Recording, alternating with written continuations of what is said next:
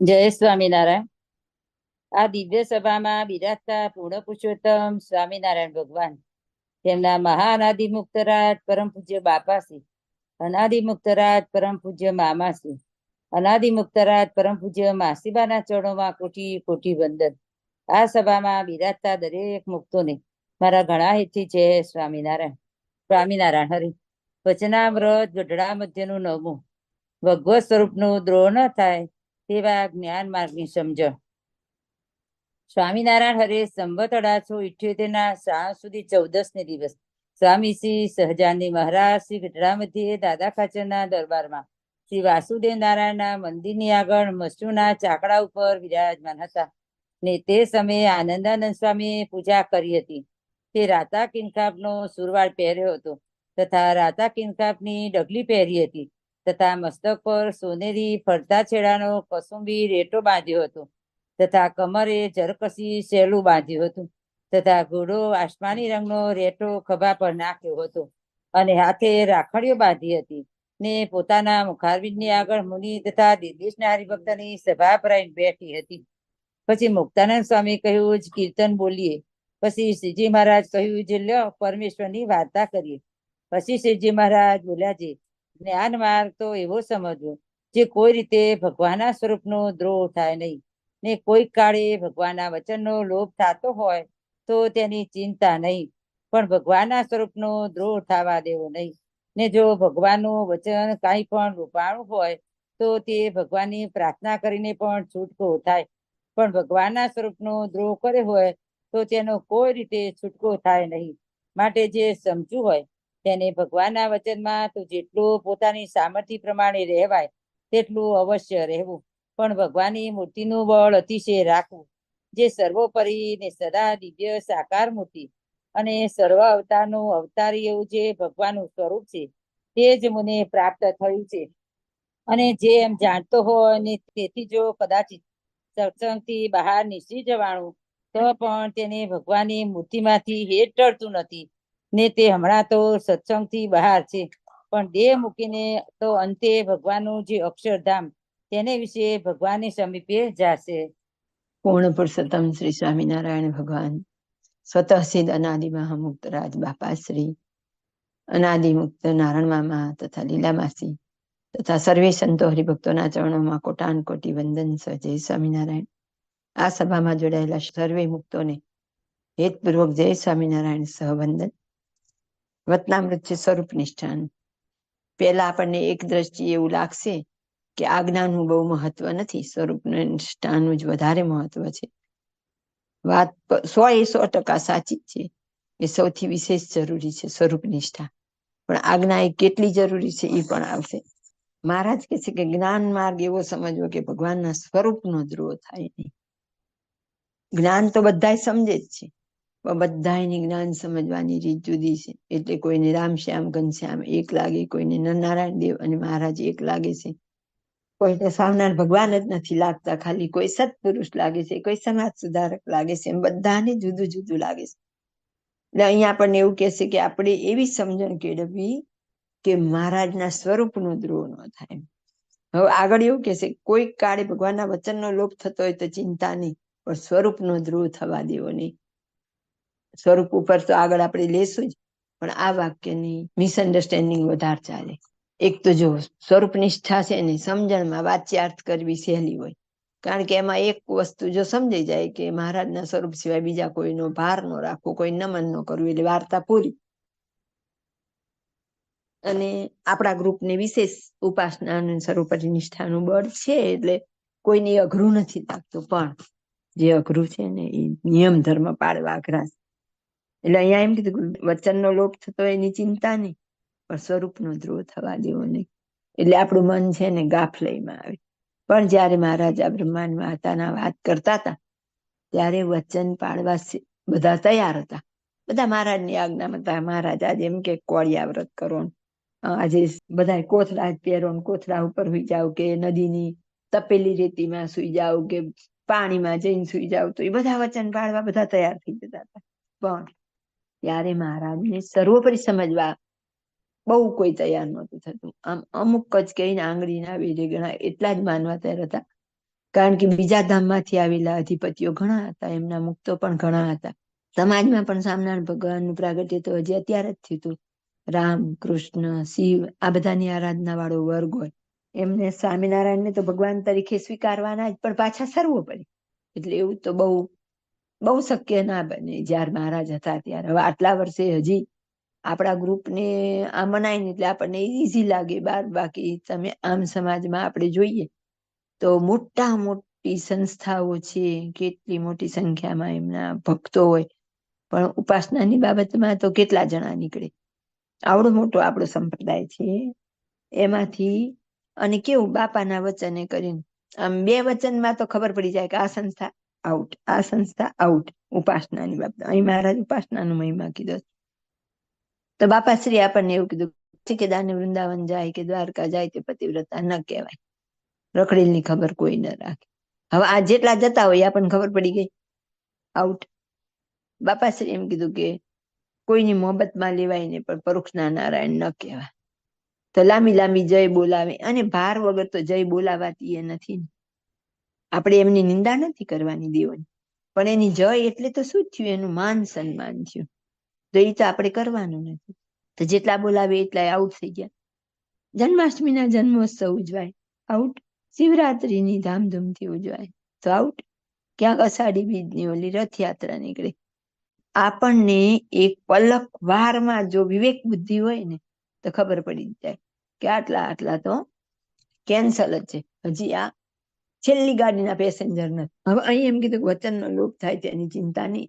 અહીંથી આપણે વાંચતા રહસ્યાર્થ સુધી જઈએ. રહસ્યાર્થ સુધી પહોંચીએ ને ત્યાં સુધીમાં આ વાક્યનું અનુસંધાન ચૂકાઈ ગયું હોય. આ વાક્ય વાંચીએ ત્યારે મનમાં એક ફિટ થઈ જાય. જો મહારાજે કીધું ને આજ્ઞામાં થોડુંક આઘું પાછું હોય ને તો અમે ચલાવશું. સ્વરૂપ નિષ્ઠામાં નહીં, ખાસ આપણા કારણ સત્સંગને. કારણ કે સ્વરૂપ નિષ્ઠા ઈઝી લાગે છે, આજ્ઞા કોઈને પડાતી નથી. એટલે આ વાક્ય પકડાઈ જાય. પછી શું થાય? તો કે મનને એક આ ઠરાવ અપાઈ ગયો, પછી મન બીજું સ્વીકારવા તૈયાર થાય. રહસ્યાર્થમાં બાપાશ્રી કીધું છે, કદાપી દેશકાળના યોગે, અશુભ દેશકાળના યોગે કોઈ વર્તમાન લોપાઈ જાય, ધાર કે ભૂકંપ હોય, પૂર હોય, યુદ્ધની પરિસ્થિતિ, આ બધા દેશકાળ કઈ થયા અને આપતકાળમાં આપણાથી કઈ વર્તમાન નિયમ ધર્મનો લોપ થયો, તો એ બાપાશ્રીએ અહીંયા કીધું છે એનું જન્માંતરે કલ્યાણ થાય. એમ 1 જન્મ 2 જન્મ નથી બોલ્યા, જન્માંતરે.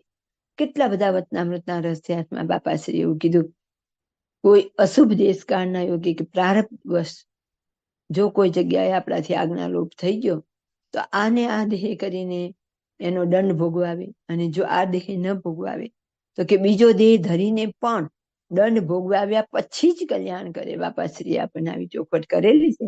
એટલે આ વાક્ય વાંચી આપણે એમ નહીં માનવાનું કે વચનનો લોપ થાય તો ચાલે. આમાં કેવું મનને પછી શિથિલતા આવી જાય.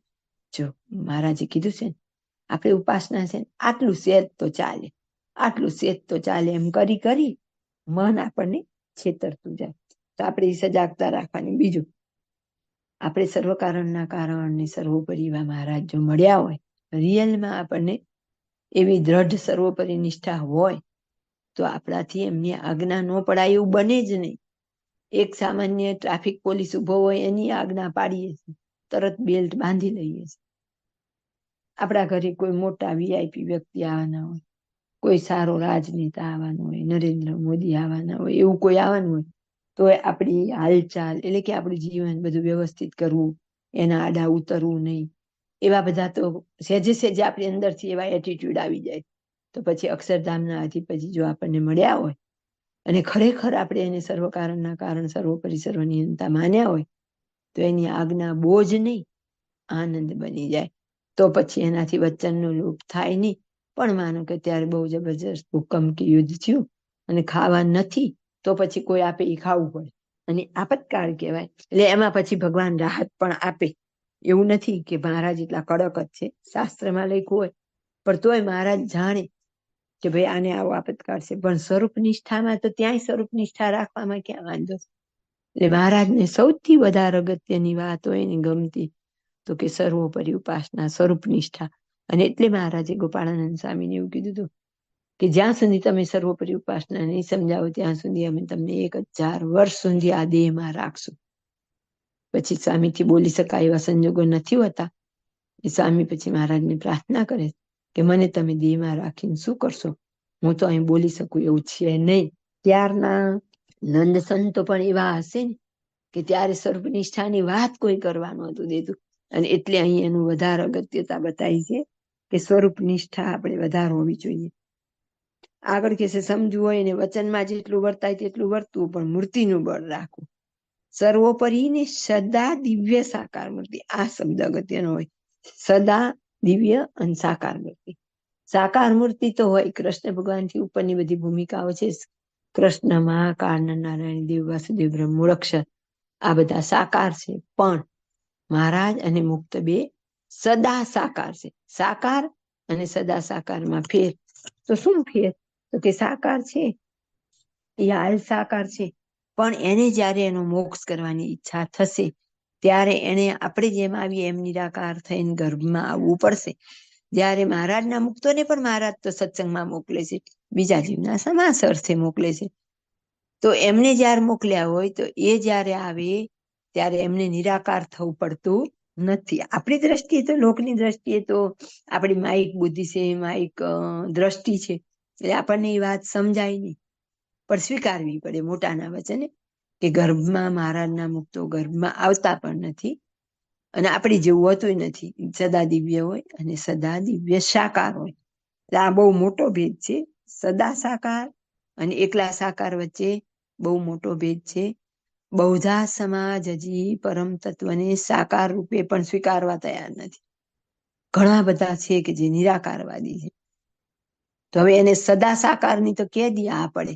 અને એમાં રામકૃષ્ણ એ બધા પછી મહારાજ ઘણા વર્ષ પછી આવેલા, એટલે આપણી દ્રષ્ટિ એવી હોય કે હજી તો આટલા વર્ષથી જ આવેલા, એટલે બહુ જલ્દી કોઈ સ્વીકારી ન શકે. પણ આપણી ઉપર એટલી મહારાજ અને મુક્તોની કૃપા કે આપણને આવા સૂક્ષ્મ શબ્દ પણ દેખાય છે અને એની હૈયે આ પડે. મેઇન કૃપા ઈ કે આપણું હૈયું સ્વીકારવા તૈયાર થાય, જ્યારે બૌદ્ધા સમાજમાં કોઈ આવી વાતો સ્વીકારી શકતા જ નથી. એટલે કે આવું સર્વ અવતારનો અવતાર એવું ભગવાનનું સ્વરૂપ મને મળ્યું છે એવું સમજતો હોય ને કદાચિત સત્સંગમાંથી બહાર નીકળી જવાય. તો અહીંયા આપણને એમ કીધું છે કે બહાર નીકળી જવાય. તો બહાર નીકળી જવું એટલે શું? અને એમાં પાછળ એમ કીધું છે કે મૂર્તિનું બળ. પૂર્ણાનંદ સ્વામી ગદા ગઢવી હતા. પાછળ રહસ્યાર્થમાં એ વાત આવશે. એમને તો ખબર હતી કે મને મારું માન લઈ જાય છે. એમના શિષ્યો સાથે નીકળવા આવે તો એ કહી દેશે કે ના, તમે લોકો તો રોકાવ, મને મારું માન લઈ જાય. પણ ઘરે ગયા પછી એમને મહારાજની નિષ્ઠા એવી ને એવી હતી, અખંડ ભજન કરતા. અને એમને તેડવા બ્રહ્માનંદ સ્વામી ને મુક્તાનંદ સ્વામી પધારે છે તો એ ના પાડે, તમારી સાથે તો નહીં આવું. સ્વામિનારાયણ ભગવાન ખુદ લેવા આવે. મેં એમનું કોઈ વચન લોપેલું નથી. અને ગામના લોકોને પરચો બતાવીને લઈ જાય. એને પરચો બતાવવામાં પોતાની મહત્તા નહોતી બતાવી, પણ એને મહારાજનું બળ સમજાવતું. જો મહારાજ તેડવા આવે છે અમને આ જમાનામાં, એટલા માટે એમણે એવું કીધું. અને ખરેખર મહારાજ પછી આવે જ, એવું નથી રાખતા કે આ સંતોને તમે પાછા મોકલ્યા હતા, હવે અમે નહીં આવી. એને ગામના લોકોને દર્શન દઈને લઈ પણ જાય છે. તો આપણને પાછળ કીધું છે સત્સંગથી બહાર એટલે આવી રીતે કોઈ સંજોગોમાં ક્યાંય આપણે નીકળી જઈએ, પણ જો મહારાજનું બળ હોય, નિષ્ઠાનું બળ હોય, તો આપણા મોક્ષમાં વાંધો આવતો નથી. એટલે કે હમણાં તો સત્સંગથી બહાર છે, પણ મૂર્તિમાં એ જ છે, તો એ દેહ મૂકીને અક્ષરધામને પામશે. આપણને પહેલા પેરેગ્રાફમાંથી સ્વરૂપ નિષ્ઠાનું બળ સમજાવે છે કે જો આવી નિષ્ઠા હશે અને કોઈ પણ સંજોગોમાં આપણાથી કંઈ એવું થયું તો એ આપણો વાંધો બહુ નહીં આવે. પણ કેટલો આવશે? તો હમણાં કીધું ને કે આજ્ઞા લોપી હશે તો જન્માંતરે, એટલે કે કદાચ 2-4 જન્મ લેવડાવશે, પણ ઉપાસના છે એટલે એને બીજા દેવતાના લોકમાં નહીં મૂકે. મધ્યના 35મા વચનામૃતમાં રહસ્યાર્થમાં પણ આ બાબતની સરસ ચોખવટ છે કે જેને ધર્મ છે, ઉપાસના નથી, તો એને બીજા દેવતાના લોકમાં મૂકે, એટલે કે ગોલોક વૈકુંઠ જેવામાં મૂકે. પણ જેને ઉપાસના છે અને ધર્મ નથી, તો એને સત્સંગમાં જન્મ ધરાવે. એટલે એને જલ્દી, આમ આપણી દ્રષ્ટિએ આપણને એવું લાગે કે લે, તો એ તો ખોટનો ધંધો થયો, ઓલાને તો સ્વર્ગ મળ્યું કે કોઈ દેવતા ગોલોક મળ્યું. એમ તો એવું નથી. પણ એને એટલો મોક્ષ માર્ગમાં તો વિલંબ થઈ જશે ને. સત્સંગમાં સંતો મુક્તોના દર્શન થાય, મંદિરના દર્શન થાય, સત્સંગનો યોગ મળે, એટલે એવા બધા પરિસ્થિતિ ઊભી થાય જ્યારે ઓલાને તો સત્સંગનો યોગ જ ન રહે. અને માનો કે સ્વર્ગમાં ગયા, ગોલોકમાં ગયા, વૈકુંઠમાં ગયા, ની હજારો વર્ષની આવડતા ભોગવી અને પછી આવે તો એની અંદર તો રામ કે કૃષ્ણ દ્રઢ થઈને આવે, એટલે એને વળી પાછી ઉપાસના થવી અઘરી થઈ જાય. એટલે અહીંયા આપણને વિશેષે કરીને સ્વરૂપ નિષ્ઠાનું બળ સમજાવેલું છે. જય સ્વામિનારાયણ. અને હવડે સત્સંગમાં રહેતો હશે અને શાસ્ત્રના વચનમાં પણ રહેતો હશે ને તેને જો ભગવત સ્વરૂપની નિષ્ઠા પાકી નહીં હોય તો તે જ્યારે દેહ મૂકશે ત્યારે કાં તો બ્રહ્માના લોકમાં જશે ને કાં તો કોઈક બીજા દેવતાના લોકમાં જશે, પણ તે પુરુષોત્તમ ભગવાનના ધામને વિશે નહીં જાય. જય સ્વામિનારાયણ. આમ બહુધા આપણા સત્સંગમાં બધા એવી વાતો કરે કે ઓલી બીબડીનું કલ્યાણ થઈ ગયું, નાનું કલ્યાણ થઈ ગયું. અહીંયા મહારાજે ચોખ્ખું કહી દીધું કે હમણાં સત્સંગમાં રહેતો હશે ને શાસ્ત્રના વચનમાં પણ રહેતો હશે તો આખો સત્સંગ સમાજ તો રહે જ છે ને, વચનમાં એ રે બધું. મહારાજ માટે કેટલો બધો દાખલો કરે. હમણાં મેં જેમ કીધું પણ દ્વારકાની ટ્રેન કાઢે. મને તો એ લોજિક સમજાતું નથી કે ભક્ત ચિંતામણીના 92મા પ્રકરણની, એટલે આમ ભક્ત ચિંતામણી પારણ કરે એમાં એ પ્રકરણ પણ આવી જતું હોય. અને આપણે સચ્ચિદાનંદ સ્વામી વાળો આખો પ્રસંગ જોયેલો છે કે સચ્ચિદાનંદ સ્વામી ત્યાં જાય ત્યારે કૃષ્ણ ભગવાન પોતે કહેશે તું અહીં શા માટે આવ્યો? અને પછી એમ સચ્ચિદાનંદ સ્વામીની સાથે આખા તીર્થના બધા અધિપતિઓ બધા વડતાલ આવી જાય. તો અત્યારે આ ટ્રેન લઈને જનારા કોને મળવા જતા હશે? આ પ્રશ્ન જવાબ તો મને ક્યાંય મળતો નથી, કારણ કે આપણે સાથે સાથે મગજનો ઉપયોગ કરવાનો જ નતો. એટલે બધા સત્સંગમાં જ છે અને વચનમાં એટલે કે આજ્ઞામાં રહેતા જ હશે, બરાબર, પણ નિષ્ઠા પાકી નથી, એટલે કે સર્વોપરી ઉપાસના નથી. તો મેં હમણાં કીધું ને મધ્યના 35માં પણ એવો જ જવાબ છે કે એને બીજા સુંદર દેવતાના લોકમાં મૂકે, એટલે કે પ્રધાન પુરુષ કે પ્રકૃતિ પુરુષના લોકમાં મૂકે. તો અહીંયા એવું કહી દીધું દેહ મૂકશે ત્યારે કાં તો બ્રહ્માના લોકમાં જશે, કાં તો બીજા દેવતાના લોકમાં જશે, પણ પુરુષોત્તમ ભગવાનને નહીં પામે. અહીં સ્પષ્ટ ના પાડી દીધી કે જો તમે અમને અવતાર જેવા જાણશો તો તમે અમને પામી શકશો નહીં. મહારાજ ચોખ્ખા શબ્દમાં કહી દીધું કે ઉપાસના તો દ્રઢ જોઈએ જોઈએ ને જોઈએ. હવે આનું આપણે દ્રષ્ટાંત લઈએ, વારંવાર કીધું હોય એટલે ઘણા કંટાળો આવે. તો અમોઘાનંદ નંદ સંત વચનમાં તો રહેતા જ હોય. પહેલું જ હતું કે સત્સંગમાં રહેતો હોય ને શાસ્ત્રના વચનમાં, આમાં હતા સત્સંગમાં હતા અને શાસ્ત્રના વચન તો અણિશુદ્ધ પાડતા જ હોય. તેમ છતાંય ક્યાં બેઠા છે? ગોપાળાનંદ સ્વામીએ બીજા સંતને સમાધિ કરીને મોકલા તો એને ઓલામને લાવ્યા ખરા? કઈ નહીં. કે કેમ? તો કે ત્યારે એમને સમજાણું નહીં. એમણે રામાયણ વાંચી અને રામાયણ વાંચવાના પ્રતાપે આજે પોતે અને પોતાના શિષ્ય ભૈલાલભાઈ 2 જણા વૈકુંઠમાં બેઠા છે. એ આનો દાખલો. બીજા બ્રહ્માના લોકમાં જાય કે બીજા દેવતાના લોકમાં જાય, પણ પુરુષોત્તમ ભગવાનના ધામને નહીં પામે. એટલે જ્યાં જ્યાં ઉપાસના સુધી નથી ત્યાં આપણું હજી આત્યંતિક કલ્યાણ કોઈ કાળે નથી. એટલે જેને જેને સ્નેહ બાંધે, પ્રીતિ બાંધે ત્યારે આ વિચાર કરવો જોઈએ કે આપણે આપણી કેવી અમૂલ્ય નાડી, આપણું ધન જવા દઈએ છીએ. કારણ કે આપણે વિચાર કર્યા વગર દોરાઈએ જઈએ છીએ ને આપણી પાછળ આપણી પેઢી પણ દોરાતી જાય છે. તો એ બધાને આપણે ટ્રેન ચુકાવી દઈએ છીએ. આવી સરસ તક મળી આવા મુક્તોનું પ્રાગટ્ય થવું અને એ અરસામાં આપણને અહીંયા પ્રાપ્તિ મળવી, અને તોય હજી આપણને બીજા દેવતાનો કેફ રે તો ક્યાં જાય? તો કે બીજા દેવતાના ધામમાં જાય. આટલું સ્પષ્ટ સમજાવી તોય હજી આપણા સંપ્રદાયમાં મારી ગણતરીએ 90% લોકો હજી સ્વરૂપ નિષ્ઠામાં નથી. આપણે ધારો કે હું સ્વરૂપ નિષ્ઠા દ્રઢ નો જ કહેવાય, કારણ કે ત્યારે ખબર પડે કે એવો કોઈ આપતકાળ આવે ત્યારે, પણ તો પણ એક બેઝિક લેવલના અત્યારે આપણી પાકી છે જ. એ તો એવા આપતકાળ આવે ને આપણું મન બદલાઈ જાય ને કદાચ આપણે નિષ્ઠા બદલાય તો એ વાત જુદી, પણ હાલ તો આપણી એટલી સ્વરૂપ નિષ્ઠા છે. અહીંયા એમ કે ચોખ્ખું જ કહી દીધું જેને સ્વરૂપ નિષ્ઠા નહીં હોય એ મહારાજનું સુખ પામવામાં અશક્ય છે. એને બીજા દેવતાના લોક મળશે. બીજા દેવતાના લોકની આવરદા કેટલી બધી. હવે એટલી બધી આવરદા અહીંયા રહેવાનું, અને પાછી એને અહીંયા જ્ઞાન તો મહારાજ કહેશે ને કે એમ તો રહેવા દે કોકોવા, તો અને પૂર્વનું એને ખેંચાણી થાય. તો કે એક બાજુ આપણું આ બધું હાલતું હોય સત્સંગનું, અને એક બાજુ આ બધા હોય ને એ બીજા ધામમાં જાય, તો એની પ્રાપ્તિ શું?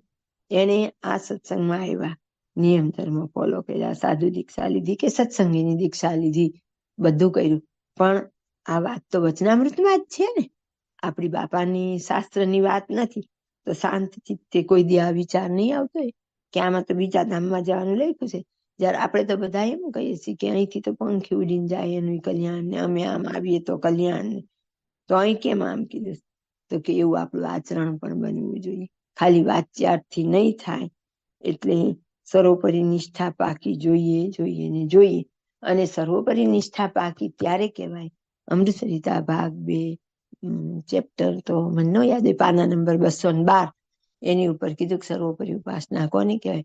તો કે આજ્ઞા એક પણ ચૂકવી નહીં, મૂર્તિ સિવાય બીજી ઈચ્છા નહીં, એને સર્વોપરી ઉપાસના કહે. એટલે કે મામાએ પહેલી જ આજ્ઞા મૂકેલી. અને મામાએ તો પોતે કીધું છે કે આજ્ઞા ન પાડે તે સ્વામિનારાયણનો જ નહીં, તો સર્વોપરીનો તો કેમ કહેવાય? એટલે સ્વરૂપ નિષ્ઠાનું એટલું બધું મહત્વ છે, જે આપણે બૌદ્ધ સમાજમાં ગૌણ જોવા મળે છે. બીજે બધે ભક્તિ આપણા કરતા ઘણી, ધર્મ નિયમ ઘણા પાડે, બધું કરે, દાન પુણ્ય વિશેષ કરે, સેવા માટે જાત ઘસી નાખે. પણ જ્યાં ઉપાસનાની વાત આવે ત્યાં કોઈનું માથું હલતું નથી. અને હલે ને એને કદાચ આમ તો ન જ લાગે, પણ જો હલે ને એને આમ શંકા કુશંકાર્યા કરે. શિક્ષાપત્રી લખ્યું છે એને, પણ શિવરાત્રીનો ઉપવાસ કરીએ વાંધો શું? કે અલા વાંધો બીજે દી 2 કરજો ને ઉપવાસ, પણ તેની મમરો ખાઈ લો. કેમ? તો કે મહારાજને સાબિત કરવાનું, મહારાજ મને તમારા વચનમાં વિશ્વાસ છે હો, હું તો, એટલે આપણે ઘરમાં કકડાટ કરવાનું નથી કહેતા, પણ એમાંથી રસ્તો કાઢીને મહારાજને પ્રસન્ન કરવાનું કરી લેવું પડે ને. તો આવી રીતે આપણે ઉપાસના દ્રઢ જોઈએ. તો હવે આપણે ક્યાંય કુટુંબ પરિવાર હોય એમાં સત્સંગ ઓછો હોય, અને એમના અહીંયા કોઈ એવો પ્રસંગ છે બીજો પરોક્ષનો, તો જો આવી વાતો સાંભળેલી હશે તો આપણને થોડો કેફ રહેશે, અને નહીતર આપણે શરણાગત થઈ જઈએ. જય સ્વામિનારાયણ. તે માટે પોતાને સાક્ષાત મળ્યું જે ભગવાનનું સ્વરૂપ, તેને સદા દિવ્ય સાકાર મૂર્તિ ને સર્વ અવતારનું કારણ અવતારી એવું જાણવું. અને જો એમ ન જાણે ને નિરાકાર જાણે ને બીજા અવતાર જેવા જાણે તો એનો દ્રોહ કર્યો કહેવાય. અને જેમ અર્જુન હતા તેને તો ભગવત સ્વરૂપનું બળ હતું, અને યુધિષ્ઠિર રાજાને તો શાસનના વચનનું બળ હતું. પછી જ્યારે ભારતની લડાઈ થઈ ત્યારે શ્રી કૃષ્ણ ભગવાને અર્જુનને કહ્યું છે, સર્વધર્મ પરિત્યજ્ય મામેકમ શરણવજમ અહમ તો સર્વ પાપોભ્યમ મોક્ષયિષ્યામિ મા શુચમ. જય સ્વામિનારાયણ. એટલે હવે મહારાજે પહેલા સ્વરૂપ નિષ્ઠાની વાત કરી દીધી, પછી એમ કહી દીધું કે સ્વરૂપ નિષ્ઠા કાચી હશે તો તમને અક્ષરધામ નહીં મળે, બીજા દેવતાનું ધામ મળશે. એટલે એમાં વિશેષતા કરી કે ભાઈ તમારે આ તો સમજવું જ પડશે. હવે ચોખવટ કેમ કરવી? એટલે હવે એમ કીધું પોતાને સાક્ષાત મળ્યું જે ભગવાનનું સ્વરૂપ.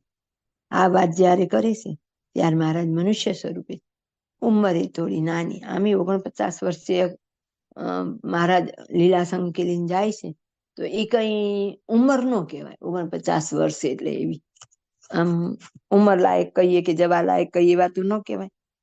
એટલે મહારાજ નાના હતા. ટૂંકમાં વાત એવી છે કહેવાની કે મહારાજ નાના હતા.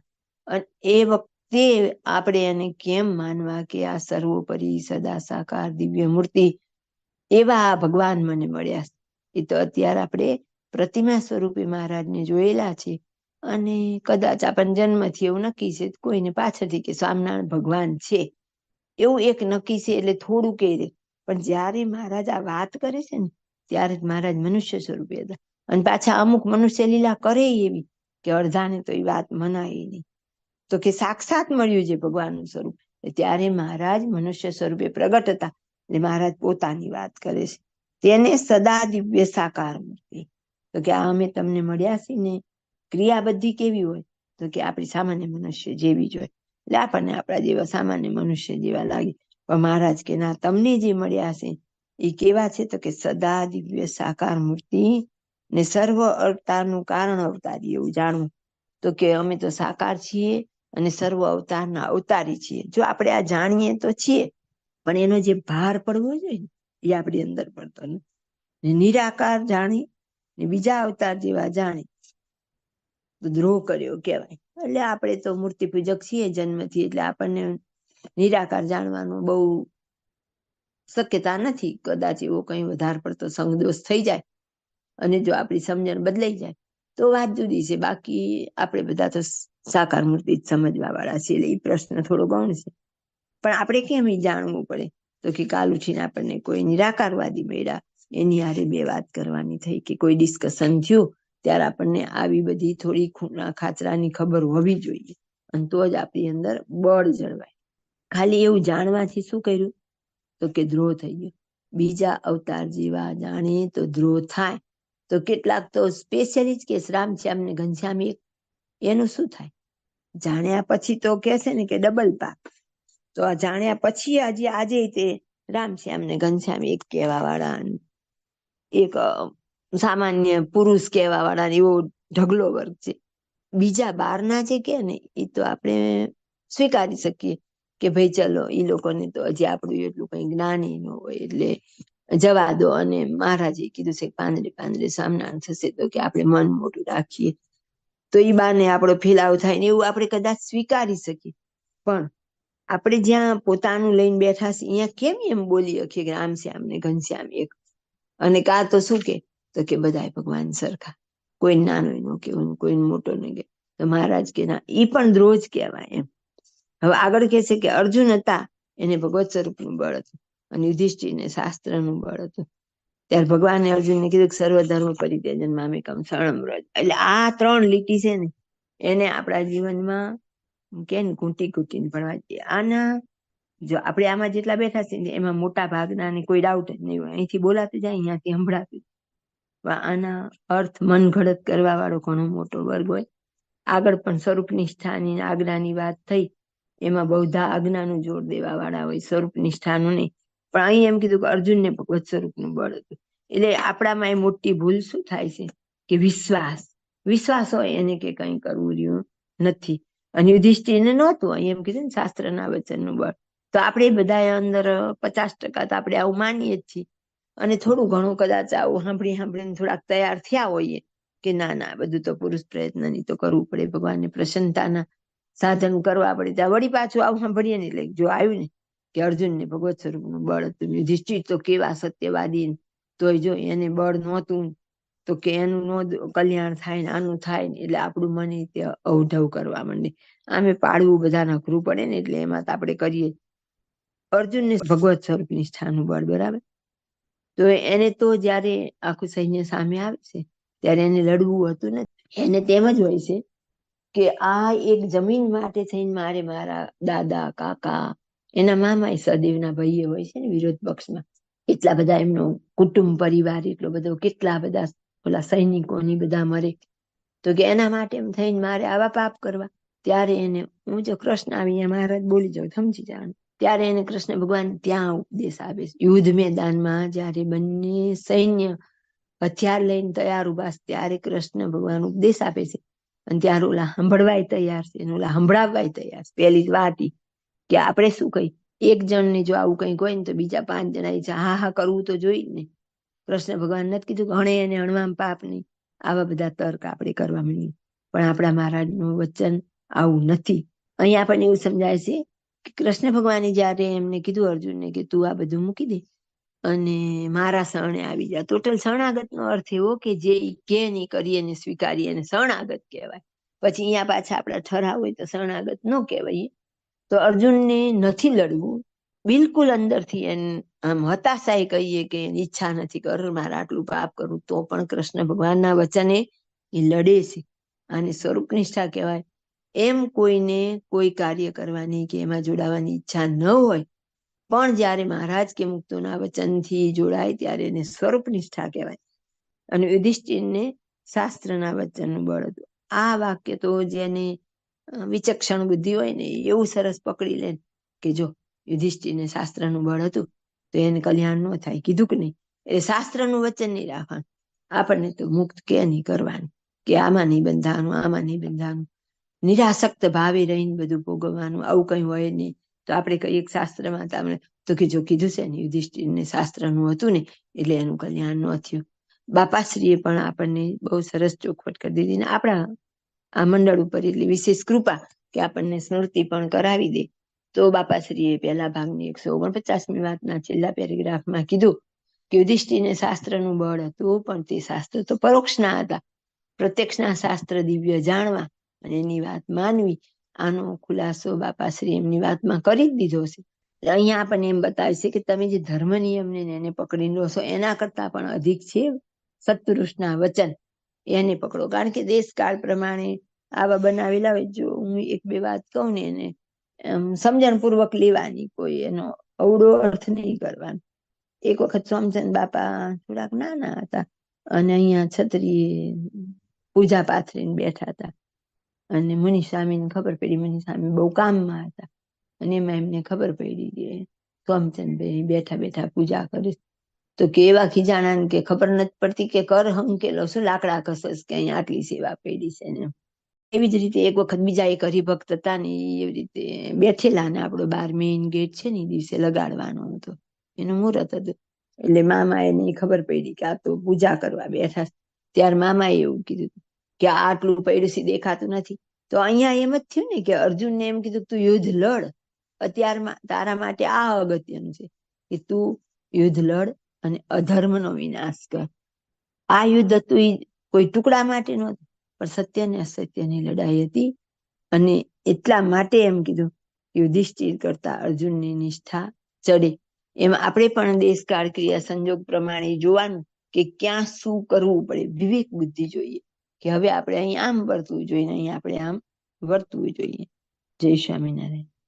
એ શ્લોકનો અર્થ છે જે, હે અર્જુન, સર્વધર્મને તજીને તું એક મારા શરણે પામ, તો હું તને સર્વ પાપ થકી મુકાવીશ. તું કઈ શોક કરીશમાં. એ વચનને માનીને અર્જુન જે તે લડાઈને વિશે અનંત દોષ થયા, તો પણ ક્લેશ માત્ર મનમાં ઝાંખા થયા નહીં અને ભગવાનના આશ્રયનું બળ રાખી રહ્યા. અને યુધિષ્ઠિરે કઈ પાપ કર્યું નહીં, તો પણ શાસ્ત્ર વચનનો વિશ્વાસ હતો.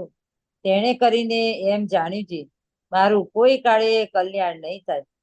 પછી સર્વ ઋષિએ સમજાવ્યા તથા વ્યાસજીએ સમજાવ્યા તથા શ્રી કૃષ્ણ ભગવાને પોતે સમજાવ્યા, તો પણ શોક મૂક્યો નહીં. પછી શ્રી કૃષ્ણ ભગવાને ભીષ્મ પાસે લઈ જઈને શાસ્ત્ર સંબંધી કથા સંભળાવી. ત્યારે કઈક વિશ્વાસ આવ્યો, તો પણ અર્જુન જેવા નિસંશય થયા નહીં. એ સમજાવી. હવે એને અહીંયા શ્લોક મૂકીને કહે છે, હે અર્જુન, સર્વ ધર્મનો ત્યાગ કરીને તું એક મારા શરણે આવ. તો ધર્મ એટલે શું, કયા ધર્મ? આપણે વડતાલના 5માં પણ આ લીટી છે. અને ત્યારે આપણે સમજેલા જ હતા કે સર્વ ધર્મ એટલે કયા ધર્મ. તો કે એને એમ કીધું કે મારે યુદ્ધ લડવાનું, એમાં સામે મારા દાદા છે, મારા ગુરુ છે, મારા ભાઈઓ છે, મારા સિપાહીઓ છે, કૃપાચાર્ય દ્રોણાચાર્ય બધા હતા, બરાબર. એટલે કે એ બધાને મારવાના, એવો એને શોખ થાય. તો ત્યારે કૃષ્ણ ભગવાને જે કીધું ને એ આપણે એમ કે નાની વાતમાં પછી પકડી લઈએ કે જો કૃષ્ણ ભગવાને ના પાડી હતી. પણ સર્વ ધર્મ એટલે આપણે જ્યાં નાવા ધોવાના ખાવા પીવાના એ ધર્મના ત્યાગની વાત નથી. ને તો અહીં છે ને બહુધા એવું સમજાય કે જો ના પાડી ને કે આવા બધા ધર્મ આપણે ન હોય, તો અહીં એવી વાત નથી. સર્વ ધર્મ એટલે કોઈને તે ગુરુ માયના હતા, કોઈને તે કાકા માયના હોય, કોઈને મામા માયના હોય, કોઈને પિતા માયના હોય, ભાઈઓ માયના હોય. તો એ આપણા એક મનના માનેલા, આપણે કઈ મૂકી નથી દેવાના. પણ અહીં સમજવા માટે કે આપણે અહીંયા જન્મ લીધો જે કુળમાં, એટલે આપણને જેને સમજાવ્યું કે આ તો પિતા કહેવાય, ના માતા કહેવાય, ના તારી બેન કહેવાય, ના તારું ઘર કહેવાય, એવું બધું આપણને સમજાવી દીધું. એવી રીતે અહીંયા કે અર્જુન છે એને વચનમાં વિશ્વાસ છે કે હવે જે પણ કરીશું, મોટાના વચને જે પણ કરીશ એમાં મને કોઈ દોષ નથી, એવું સંપૂર્ણ એને દ્રઢ વિશ્વાસ. જ્યારે યુધિષ્ઠિરને શાસ્ત્રનો વિશ્વાસ હતો, એટલે શાસ્ત્રમાં પ્રાયશ્ચિત ગોતે છે કે મેં આ યુદ્ધ કર્યું, એ મારાથી દોષ થયો છે, એ દોષનું મને નિવારણ આપો. ઘણી બધી જગ્યાએ જાય છે, પણ એમને મનથી જેવો જોઈએ એવો સંતોષ થતો નથી. જ્યારે અર્જુનને કોઈ બંધન જ થતું નથી. એમ કાર્ય કરવા છતાં એ નિર્લેપ રહેશે. જેમ વડતાલના સૂત્રમાં કીધું કે પ્રવૃત્તિમાં નિવૃત્તિ, તો કે પ્રવૃત્તિ કરવા છતાં નિવૃત્તિ જ છે. અને જેમ જેના 11માં કીધું નૈષ્કર્મ્ય કર્મ, તો કે કર્મ કરવા છતાં કર્મ લાગતું નથી, એ આને કહેવાય. પણ એ આપણે જોવું પડે અંદર ઉતરી કે હું મહારાજના મહિમાના બળથી કરું છું, કેફથી કરું છું, વટથી કરું છું, એ આપણે પહેલા વિચાર કરવો પડે. અને જે મનના માનેલા બધા જે આપણા ધર્મ છે, ભાઈ બહેન માતા પિતા, જો મનના માનેલા એટલે કહેવાય કે આ આત્મા તો અનંત જન્મથી ફરતો ફરતો આવે છે, એટલે અનંત મા બાપને બધું કરેલા દેહના સગા, એટલે એને મનના માનેલા કીધા. તો કે એનો તું ત્યાગ કરીને એક મારા શરણે આવ. એટલે સૌથી મોટી વાત છે શરણાગતિ. અને એટલે જ આપણને મહારાજે નિત્ય 2 પદ ગાવાના કીધા. એમાં એક પદ એવું કીધું, મારા હરજી સુહેત નદી શેરે તે ઘેર સિદ્ધ જઈએ. ભલે એ કઈ આપણાથી થાય એવું જ નથી, આપણે નિત્ય બધા મુખ પાઠ હારા રાગમાંય કદાચ ગાતા હશું, પણ જીવનમાં એક વાર કલ્પના આપણે નહીં કરી હોય કે જેને મારા ભગવાનમાં હેત રુચિ નથી ત્યાં મારે શા માટે જવાનું, કોઈથી એવું વિચાર જ નથી કર્યો. બાપાશ્રીએ આપણને એવું કીધું કે સત્સંગીએ તો જે ઘરે જવું ઘટે ત્યાં પણ ન જવું, એને મંદિર સિવાય ક્યાંય જવું નહીં. પણ આપણે આ બધા વચનોને ગૌણ કરી દઈએ. હવે અહીં એમ આવ્યું કે યુધિષ્ઠિરને શાસ્ત્રનો, એટલે મિસઅન્ડરસ્ટેન્ડિંગ અહીંયા ચાલુ થઈ બીજી.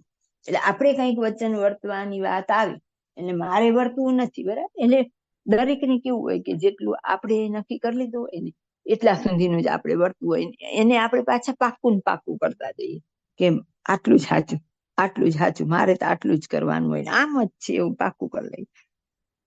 ત્યાં આપણે પછી જો અમુક વસ્તુ શાસ્ત્રની સાથ લેવાની કહીએ તો આ વાક્ય આવીને ઉભું રહે કે ના, જો મહારાજે નહોતું કીધું, યુધિષ્ઠિરને શાસ્ત્રનો વિશ્વાસ હતો એટલે એનું કલ્યાણ ન થયું. તો અહીંયા જ આપણે એ વાતનો સંદર્ભ લઈ લેવો પડે કે બાપાશ્રીની વાત ભાગ 1 વાર્તા નંબર 149 એના છેલ્લા પેરેગ્રાફમાં કહી જ દીધું કે એ શાસ્ત્ર હતા એ પરોક્ષના હતા, પણ પ્રત્યક્ષના શાસ્ત્ર દિવ્ય છે અને તેને માનવા.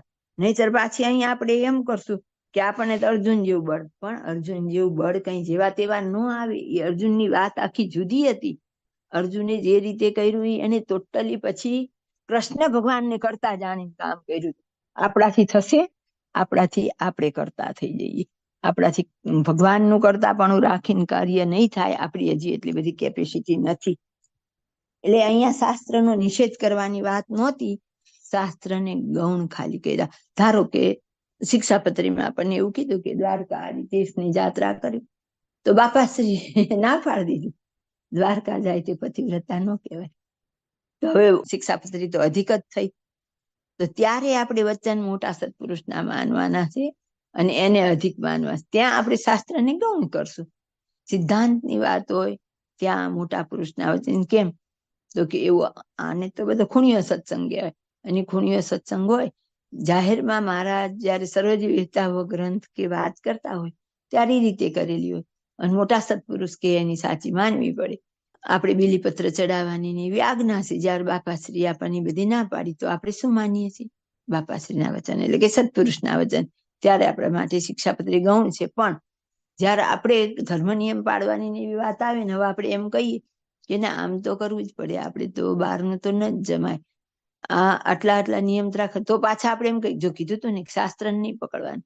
તો એવું નથી. દરેક વખતે મહિમાની વાત વખતે તમારે વિચાર જુદો હોય અને વચનમાં વર્તમાનની વાત વખતે જુદો હોય. એટલે આનું બેલેન્સ રાખવું પડે. અને આમાં હું મારી રીતે કદાચ આનો અર્થ કરી લઉં, જે વસ્તુ મારે નથી પાડવી એને હું ગૌણ કરીને બતાવી દઉં, પણ એમાં નુકસાન કોને? આ ચૈતન્યને. અને આપણે વધવાનું જ ક્યાં? આગળ. તો સતત જાણપણું રાખીને જ્યાં જે વાક્ય અધિક લાગે ને એને સ્વીકારવું પડે. પછી આને પકડીને આપણે બેસી રહીએ એવું ન ચાલે. એટલે એમ કે છે કે યુધિષ્ઠિરને ઘણું બધું સમજાવ્યા કે ભાઈ તમે જે કર્યું એ તમારું કર્તવ્ય નિભાવ્યું છે, એમાં તમને દોષ નથી. તો એમના મનમાંથી સંશય જતો નથી. એમાં આપણે ઘણાને એવા નિયમ હોય કે અહીંયા અડીને ના આવું ને અહીં જઈને આમ કરવું, ને પછી દેશકાળ એવા આવે ને એવું ન થાય. કાં ઉંમર થઈ અને ડોક્ટર આપણને એવું કઈ ઓપરેશન કે હોય ને એમ કીધું હોય કે તમારે નાવાનું નહીં, તો અંદર એવો સંશય ઘૂસી ગયો હોય ને તો પછી એની અંદર પટ્ટી ચડી જાય. તો ત્યારે પછી આપણે મોટાના વચન વિચારવા. બાપાશ્રીએ પહેલા ભાગની 150મી વાતની શરૂઆતની લીટીમાં જ એવું કીધું, પૂર્વે જે ઋષિઓ કરી ગયા એ શાસ્ત્ર મનાય, પણ કે આજના સંતના વચન તેનાથી અધિક છે. પણ એ જયારે આવે ને, આપણું કારણ સત્સંગનું ગ્રુપ છે એને તો બહુ વાંધો નથી આવતો આ વાતમાં, પણ બીજાને આવે છે, હજી મનાતું નથી. એટલે શિવરાત્રી જન્માષ્ટમી અટકી જવાય છે. એટલે જે વાક્ય હોય ને એનો જ્યાં જેમ અર્થઘટન કરવું ઘટે ને એમ કરવું પડે. એક જ વસ્તુ પકડીને બેસી જઈએ તો ચાલે નહીં. આમાં બે ચાલે છે, સ્વરૂપ નિષ્ઠા ચાલે છે ને આજ્ઞા ચાલે છે. એટલે આપણી શુદ્ધ ભાષામાં કહીએ તો બાપાશ્રીએ કીધું આજ્ઞા ઉપાસના બે અણિશુદ્ધ હોય તો અક્ષરધામમાં જવાય. મામા એમ કીધું કે અણિશુદ્ધ આજ્ઞા અને અણિશુદ્ધ ઉપાસના હોય તે બાપા વાળો. એટલે અહીં બે નું બેલેન્સ ચાલે છે. ઘડીક આજ્ઞા વધારે બળ સ્વરૂપ નિષ્ઠાનું છે, પણ શાસ્ત્રના વચન એ કેટલા માનવા કેટલા નહીં, તો કે સત્પુરુષનું વચન અધિક. સત્પુરુષે અત્યારે આપણને એમ કીધું કે નહીં અત્યારે આ કરો, ત્યાર પછી કરાય, પછી પકડી ન રખાય. એમ કૃષ્ણ ભગવાનને અર્જુનને કીધું કે અત્યારે તારા માટેનું મેઇન જો ધર્મ હોય તો યુદ્ધ કર, કારણ કે અધર્મનો નાશ કરવાનો હતો. અર્જુનની અંદર રહીને તે કામ કરનારા તો કૃષ્ણ ભગવાન જ હતા. કઈ એવું નતું કે અર્જુન વગર બીજાથી કામ ન કરાવી વખત, તો કે આ તો તને નિમિત્ત બનાવ્યો હશે એટલે તું કર, બાકી હું બીજા પાસેથી કામ તો અંદર કૃષ્ણ ભગવાનને કરું છું ને. એમ આપણને પણ ક્યાંય નિમિત્ત બનાવી ત્યારે આપણે આ વાત યાદ હોવી જોઈએ કે આપણે નિમિત્ત માત્ર છીએ, કરતા તો મહારાજ છે. તો કે કેટલા બધા સમજાવ્યા ને તો કે અર્જુન જેવા નિસંશય ન થયા. એટલે આપણે શું રાખવું તો કે બુદ્ધિમાને તો ભગવત સ્વરૂપનું બળ અધિક રાખવું, એટલે કે નિષ્ઠા આપણી અધિક રાખવી. આવું કોઈ વચનમાં ક્યારેક દેશ કાળે કે આપત કાળે ઘણી વાર ઘણાને એવું થાય કે કંઈક પ્રસાદી કે કઈ વસ્તુ ખવાઈ જાય ને પછી ખબર પડે કે માર ખાવા યોગ્ય હતી નહોતી એવી, તો પછી એનું ને એનું ચિંતન મનન ન કરાય. ભૂલ થઈ ગઈ તો થઈ ગઈ, એનાથી એવડો મોટો દંડ નથી થઈ ગયો. એમ એવી રીતે શું સમજવું ને ક્યાં બેલેન્સ રાખવું ને બહુ જરૂરી હોય. જય સ્વામિનારાયણ. માટે બુદ્ધિમાને તો ભગવત સ્વરૂપનું બળ અતિશય રાખવું જોઈએ. એ બળ જો લેશ માત્ર પણ હોય તો મોટા ભયથી રક્ષા કરે. તે પણ શ્રી કૃષ્ણ ભગવાને કહ્યું છે જે એ શ્લોકનો એ અર્થ છે જે ભગવત સ્વરૂપના બળનો લેશ માત્ર હોય તે પણ મોટા ભય થકી રક્ષાને કરે છે. જેમ અર્જુને ભારતની લડાઈ કરી ત્યારે તેને વિશે કેટલીક જાતના અધર્મરૂપી મોટા મોટા ભય આવ્યા, પણ તે ભય થકી જે અર્જુનની રક્ષા થઈ તે ભગવત સ્વરૂપના બળને પ્રતાપે થઈ. માટે જેને સર્વથી ભગવત સ્વરૂપનું બળ અધિક હોય એ જ એકાંતિક ભક્ત કહેવાય અને તે જ પાકો સત્સંગી કહેવાય. જય સ્વામિનારાયણ. આજે એકાંતિકની અને પાકા સત્સંગની વ્યાખ્યા થોડીક પાછી અલગ આવી. તો શું કે જેને ભગવત નિષ્ઠા દ્રઢ હોય તે પાકો સત્સંગી, એટલે કે સર્વોપરી ઉપાસના. પણ આપણે જે રીતે સર્વોપરી ઉપાસના જોઈએ છીએ તો ખરેખર સર્વોપરી ઉપાસના વાળા આજ્ઞા ક્યારે લોપે નહીં. એટલે આપણે એ ધ્યાન રાખવાનું કે આપણા મનમાં એમ હોય કે આપણે ઉપાસના છે તો ના, આજ્ઞા વગરની ઉપાસના કોઈ કામની નથી. એટલે આજ્ઞા એ સહિત દ્રઢ સર્વોપરી ઉપાસના, એનું એટલું બધું મહિમા છે કે મહારાજે એને એકાંતિક કહી દીધા. અને આમે સત્સંગમાં બહુધા એટલી બધી દ્રઢ ઉપાસના જોવા મળતી જ નથી. બહુ કેટલા બધા સંસ્થા જોવો ત્યારે કોકની એવી શુદ્ધ સર્વોપરી ઉપાસના હોય છે. જય સ્વામિનારાયણ. અને શ્રીમદ ભાગવતના પણ એ જ વાત પ્રધાન છે. જે શ્રુતિ સ્મૃતિના ધર્મને કઈક તજાય તો તેની ચિંતા નહીં, પણ ભગવાનનો આશ્રય તજવો નહીં. અને કોઈ કેમ જાણે જે આવી વાત કરીએ તો ધર્મ ખોટા થઈ જાય, પણ આ વાર્તા કઈ ધર્મને ખોટા કર્યા સારું નથી. આ તો એટલા સારું છે જે દેશ કાળ ક્રિયા સંગ મંત્ર શાસ્ત્ર ઉપદેશ ને દેવતા એટલા વાના શુભ ને અશુભ એ બે પ્રકારના છે.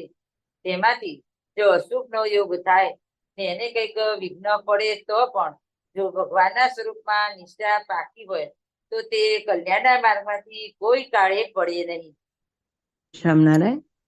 અહીંયા મહારાજ પાછી ચોખવટ કરી દીધી. શ્રુતિ સ્મૃતિના ધર્મ એટલે આપણી દ્રષ્ટિએ શ્રુતિ સ્મૃતિ એટલે મહારાજના વચન ને મુક્તના વચન, અને આમ શ્રુતિ સ્મૃતિ એટલે વેદ ને ઉપનિષદની વાત છે. પણ આપણા માટે શ્રુતિ એટલે મહારાજના વચન ને સ્મૃતિ એટલે મુક્તના વચન. તો કે એના ધર્મ કંઈક ત્યજાય, આપણે નાવું ધોવું પવિત્રપણે રહેવું, કોના હાથનું જમવું, કેવું જોવું, ક્યાં રહેવું, એ બધામાં કદાચ કે ફેર પડશે ને તો મહારાજ કે એની કઈ ચિંતા નથી. અશુભ દેશ કાળ ક્રિયા સંગ મંત્ર ઉપદેશથી કોઈનો યોગ થયો અને એમાં જો કે કંઈક વિઘ્ન પડશે તો મહારાજ કે કલ્યાણના માર્ગમાંથી કોઈ કાળે પડશે નહીં, અહીં એવું કીધું. બરાબર. એટલે આપણને એમ હોય કે જો સૂક્ષ્મમાં સમજણ ન કરીએ ને તો આટલો શબ્દ જતો રહે કે જો તો એ કીધું ને કલ્યાણ તો થઈ જાય, તો કે પણ એને બીજી વાર સત્સંગમાં જન્મ ધરાવે. અહીં કીધું ને એને એવું તો નથી જ કે ડાયરેક્ટ એને મૂર્તિ મળી જાય. જય સ્વામિનારાયણ. અને જો ભગવત સ્વરૂપની નિષ્ઠામાં કાચપ હોય તો જે દિવસે ધર્મમાંથી ચડી જવાય તે દિવસે તે એમ જાણે જે હું નરકમાં પડી ચૂક્યો. માટે જેને ભગવત સ્વરૂપનું બળ હોય તે જ પાકો સત્સંગી છે. અને એ વિના બીજા તો ગુણ બુદ્ધિ વાળા કહેવાય. અને જેને ભગવત સ્વરૂપની નિષ્ઠા પાકી હોય તેને જ શાસ્ત્રમાં પણ એકાંતિક ભક્ત કહ્યો છે. જો બીજી વાર પાછું એકાંતિક ની એની વાત કરીને એક જ કીધું કે સૌથી અધિક જરૂર છે સ્વરૂપ નિષ્ઠા. અને આપણને આમ બહારથી દેખાય, આપણી સભામાં તો ઘણા બહેનો નવા નવા પ્રગતિએ કરી અને આવી રીતે શુદ્ધ ઉપાસના કરી, પણ બાકી આપણને બહારથી દેખાય છે અને આમ સત્સંગમાં બહુધા જોઈએ તો હજી ઉપાસના જોઈએ એવી શુદ્ધ નથી. ઘણા એવું કે ખરા કે અમને તો બહારથી રાખવું પડે એટલે અમે બધું બોલીએ છીએ, અંતરથી તો અમે ઉપાસના શુદ્ધ વાળા જ છીએ. હા, બળ એમને હોય, પણ જો ખરેખરું ગેપ હોય તો એ ક્યારેય બીજાનું નામ તો લે જ નહીં. એટલે સૌથી વધારે અગત્યની વાત છે સ્વરૂપ નિષ્ઠાની. અને મહારાજને આટલું બધું કેમ કેવું પડ્યું તો કે આજે આટલા બધા વર્ષ પછી પણ હજી આપણા સત્સંગમાં કદાચ 5 કે 10% એવા હશે કે જેને શુદ્ધ સર્વોપરી ઉપાસના હશે. બાકી કંઈક તો કસર અંદર રહેતી જ હોય છે. કોકનો ભાર તો અંદર હોય જ છે. અને સૌથી વધારે જરૂરી મહારાજે આ વચનામૃતમાં સર્વોપરી ઉપાસનાની વાત કરેલી છે. જય સ્વામિનારાયણ. અને આ સમયમાં જે બી સત્સંગમાં વાર્તા થાય છે તેને જો નારદ, સંકાદિક ને બ્રહ્માદિક દેવતા સાંભળે તો સાંભળીને એમ કહે કે આવી વાર્તા કોઈ કાળે સાંભળી પણ નથી અને સાંભળીશું પણ નહીં. આ વાર્તા તો ન ભૂતો ન ભવિષ્યથી એવી છે. અને અતિશય ઝીણી વાર્તા થાય છે તો પણ અતિશય સૂળ બુદ્ધિવાળા હોય તેને પણ સમજાય છે એવી મૂર્તિમાન વાર્તા થાય છે. માટે આ સમયે જેને સત્સંગમાં પ્રતીતિ આવી છે તેના પુણ્યનો પાર આવે એમ નથી. એવું જાણીને સત્સંગી હોય તેને પોતાને વિશે કૃતાર્થપણું માનવું જોઈએ. અને જેને ભગવાન વિશે અતિશય પ્રીતિ હોય તેને તો આ વાર્તા સમજાય અથવા ન સમજાય તો પણ તેને કઈ કરવું રહ્યું નથી. પણ જેને પરમેશ્વરને વિશે અતિશય પ્રીતિ તો ન હોય તેને તો જરૂર ભગવાનના સ્વરૂપનો મહિમા સમજવો જોઈએ. માટે જે ડાયો હોય તેને તો આ વાર્તા સમજી વિચારીને અતિ દ્રઢ ભગવાનનો આશરો કરવો એ જ મત અતિ સારમાં સાર છે. ઇતિ વચનામૃત ગઢડા મધ્યનું 9મું. જય સ્વામિનારાયણ. મહારાજ કે સત્સંગમાં અત્યારે વાત થાય છે ને એવી તો નારદ, સંકાદિક કે બ્રહ્માદિક દેવ સાંભળે ને તો એમને એમ થાય કે આવી તો અમે સાંભળી જ નથી. અને હકીકત એ છે મહારાજ જયારે આ બ્રહ્માંડમાં પધારે છે આ સત્સંગમાં એ પહેલા તો મહારાજ આવેલા જ નથી હોતા. તો મહારાજ આવ્યા ન હોય ત્યાં સુધી એમને લગતી કોઈ વાત થઈ જ ક્યાંથી હોય. એટલે આજે એ વાતો નવીન છે એવું દેવતાઓને પણ એમ લાગે છે અને અતિશય ઝીણી છે. જો આપણા ગ્રુપને તો ઝીણી છે જ નથી લાગતી. આમ કોઈ પણ ઉપાસનાનું કોઈ એટલે એમ જ થાય ઉપાસનામાં શું વળી, પણ આમ સત્સંગમાં બધે માથું ફરી જાય એ લોકોનું આવી વાત સાંભળી. અને કેટલું બધું કેમ તો આ વાત જો કે એમાં કૃપા વગર કામ નહીં થતું હોય તો કે એમની ઉપાસના શુદ્ધ થતી નથી. આવડા મોટા સત્સંગના હજી કદાચ 10% વ્યક્તિની શુદ્ધ ઉપાસના નહીં હોય. એટલે અહીં મહારાજે એમ કીધું છે કે જે ખરેખર બુદ્ધિશાળી હોય એ તો આ વાતને પકડી લેજો છે એમ કે જેની પણ સમજવા જેવી છે આ તો એમ. અને આ વાત સમજાય તો કે એને આગળ કઈ પ્રોબ્લેમ નથી. આગળ કીધું ને એને કૃતાર્થપણું માનવું.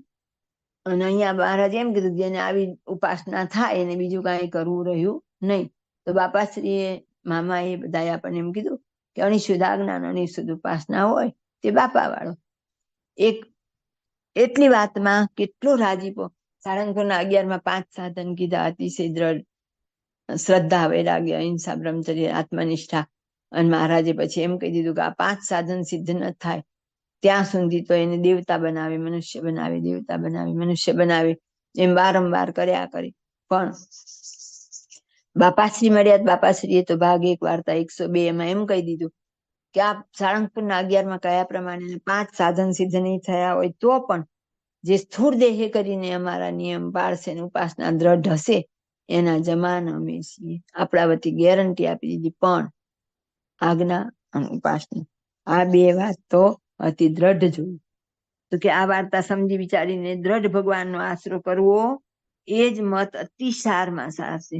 સારનો સાર નિચોડ અર્ક જે આપણે કસ જે કહીએ તો કે આપણી ઉપાસના શુદ્ધ સર્વોપરી હોવી જોઈએ. આપણી સભામાં જોડાઈ અને ઘણા બધા બહેનોએ ઘણા બધા દેવી દેવતાને રજા આપી છે અને કાંક સમજણપૂર્વક એમનું જીવન એવું ઘરમાંથી ન દેવાયું હોય તો એ પોતાના અહીંયામાંથી કાઢી નાખેલું છે.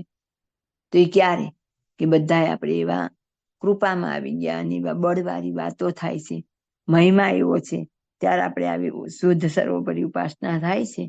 બાકી કહેવાતા કેટલા મોટા મોટા વિદ્વાનો એને પણ આ વાત સમજાતી નથી. જય સ્વામિનારાયણ. રહસ્યાર્થ પ્રદીપિકા ટીકામાં કૃપા વાક્ય એક છે.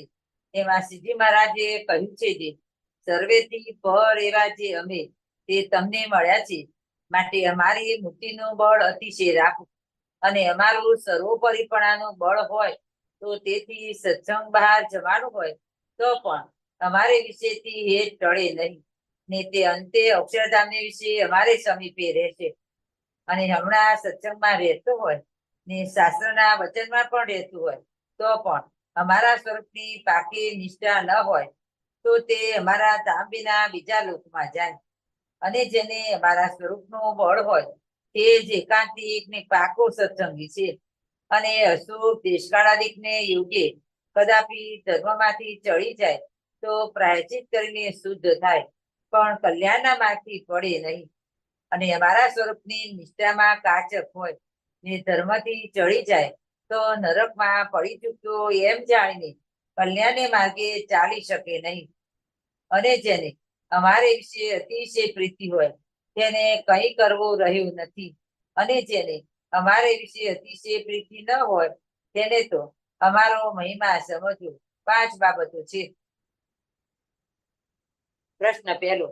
પહેલી બાબતમાં જે અમને સર્વોપરી જાણે તેને કદાચિત સત્સંગ બહાર જવું પડે તો પણ તેનું કલ્યાણ થાય એમ કહ્યું. તેને શા કારણથી સત્સંગ બહાર જવું પડતું હશે અને ત્યાગીમાંથી નીકળીને ગૃહશાસ્ત્રમાં જાય તે સત્સંગ બહાર કહેવાય કે ત્યાગીના વિશે એકલો ફરે ને માગી ખાય તે સત્સંગ બહાર કહેવાય? અને તે શાસનનું કેટલું વચન લોપે તો પણ અક્ષરધામને પામે? ઉત્તર 1. શ્રીજી મહારાજને સદા સાકાર દિવ્ય મૂર્તિ ને સર્વ અવતારના અવતારી ને સર્વના કારણ જાણે પણ મૂંઝવણીયો સ્વભાવ હોય તે સત્સંગમાં રહેવા દે નહીં.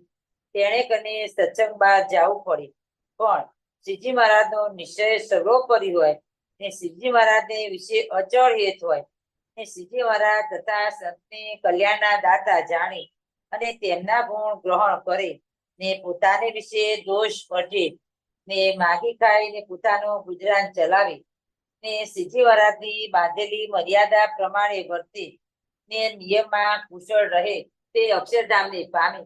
અને ત્યાગીમાંથી ગ્રહસ્થમાં જાય તે સત્સંગ બહાર ન કહેવાય. જે એકળમલ થઈ જાય તે સત્સંગ બહાર કહેવાય. તે એકલો હોય માટે તે ભિક્ષા માંગવા જાય ત્યારે બાઈઓ સાથે બોલવું પડે એટલું જ શાસ્ત્રનું વચન લોપાય પણ તેથી અધિક ન લોપે તો અક્ષરધામમાં જાય. અને બોલવા સિવાયની બીજી આજ્ઞા લોપે તો અક્ષરધામને ન પામે. અને ગૃહસ્થને અશુભ દેશકાળાદિકને યોગ્ય સત્સંગના નિયમ ધર્મો પડી શકે નહીં. તે સત્સંગ બહાર કહેવાય.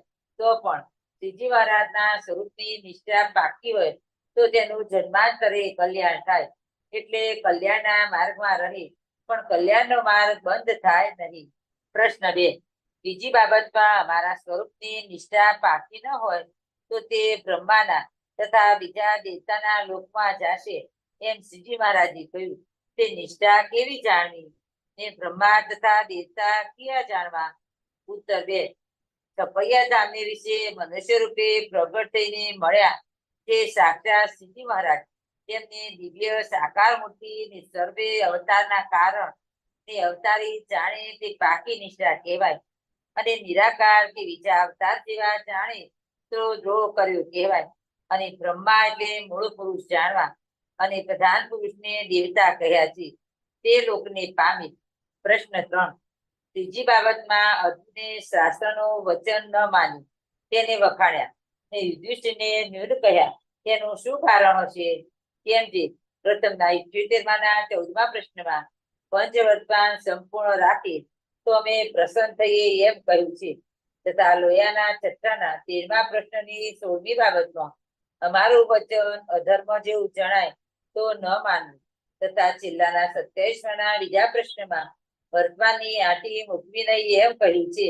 તે પ્રમાણે તો યુધિષ્ઠિરને વખાણા જોઈએ. માટે તે કેવી રીતે સમજવું અને સ્વરૂપ નિષ્ઠા શી સમજવી? ઉત્તર 3. જેમ અર્જુને શ્રી કૃષ્ણના વચનની પ્રતીતિ રાખી અને શાસ્ત્રના વચનની સાક્ષ્ય ન લીધી, તેમ અમે સર્વોપરી, સર્વના કારણ, સર્વ નિયંતા, સર્વ ઉપાસ્ય છીએ એવા જાણવા તે અમારા વચનથી જ ન જાણજો, પણ તેમાં શાસ્ત્રની શાખ લેશો નહીં એમ શ્રીજી મહારાજે કહ્યું છે. કે મધ્યના 31માના બીજા પ્રશ્નની 5મી બાબતમાં આવી વાત અમે ઘણી વાર કરી છે, પણ શાસ્ત્રના વચન સાંભળી સમજણમાં ઠાર રહેતો નથી એમ કહ્યું છે.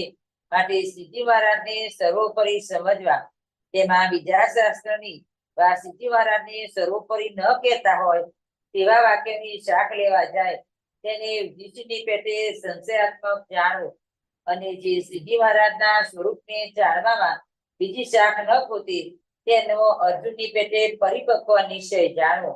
અને જેમ અર્જુનની શ્રી કૃષ્ણ ભગવાનની વિશે જ નિષ્ઠા હતી, તેમજ શ્રીજી મહારાજને વિશે જ નિષ્ઠા હોય તે જ સ્વરૂપ નિષ્ઠા જાણવી, પણ સ્વરૂપી ભાવ જુદો ન સમજવું. અને વચનામૃતમાં જ્યાં સંત કે અવતાર અમારું સ્વરૂપ છે એમ કહ્યું હોય ત્યાં જ સ્વરૂપી જુદા સમજવા, પણ તે વિના ન સમજવા. ઇતિ રહસ્યાત પ્રદીપિકા ટીકા સમાપ્ત. ઇતિ વચનામૃત ગુજરા મધ્યનું 9મું થયું. જય સ્વામિનારાયણ. બાપાશ્રીએ છેલ્લે રહસ્યાર્થમાં જો આજ્ઞાની જે ચોખવટ કરી દીધી કે અહીં આજ્ઞાને ગૌણ કરવા માટે થઈને સ્વરૂપ નિષ્ઠાનું અધિકપણું નથી કીધેલું, પણ સ્વરૂપ નિષ્ઠા અધિક છે એ તમને સમજાવવા માટે કમ્પેરિઝનમાં કીધું, અને આજ્ઞા ન પાડે તો શું થાય એ પણ કહી દીધું. તો હજી આપણને એવું ઘણી વાર થતું હોય કે આ શાસ્ત્ર કરતા તો મોટા મુક્તનું વચન અધિક. વાત તો બરાબર જ છે કે મોટા મુક્ત કે એ અધિક, પણ મુનિસ્વામીની વાતમાં 310 નંબરના પેજ ઉપર મુનિસ્વામી એવું કીધું કે જ્યારે મહારાજ હોય કે આવા અતિ મોટા મુક્ત હોય આ બ્રહ્માંડમાં, ત્યારની વાત જુદી છે. બાકી કે મહારાજ અંતર ધ્યાન થયા પછી તો એમણે જે શાસ્ત્ર બનાવેલા હોય એ પ્રમાણે જ મોક્ષ થાય. એટલે શાસ્ત્ર પણ એટલા જરૂરી જ છે. અહીં શાસ્ત્રને ગૌણ કરવાની વાત નથી, પણ શાસ્ત્ર અને સત્પુરુષના વચન એ બે હોય સ્વરૂપ નિષ્ઠાના વચન, તો કે એમાં ઉપાસનાને અધિક જાણવી. એટલા માટે એનું મહિમા વિશેષ બતાવવા માટે આવી વાત હતી, નહીં કે આજ્ઞાલોપ માટે. મહારાજે પણ વચનામૃતમાં કીધું જ છે કે આજે કોઈ સત્પુરુષના વચન પણ એવા હોય કે જે આપણને આજ્ઞાલોપ આવે તો એ ન માનવા, ત્યાં શાસ્ત્રની જ વાત માનવી. ગોપાળાનંદ સ્વામીની વાતમાં પણ એવું કીધેલું જ છે કે મહારાજ બહુ મોટા સત્પુરુષ એ અદ્રશ્ય થયા પછી શાસ્ત્ર પ્રમાણે જ વર્તવું અને શાસ્ત્ર પ્રમાણે જ કલ્યાણ થાય, ને શાસ્ત્રને ગૌણ કરવાના નથી. જય સ્વામિનારાયણ. સહજાન સ્વામી મહારાજની જય. બાપા શ્રીની જય. સદગુરુ શ્રીની જય. સ્વામિનારાયણ ભગવાન જય.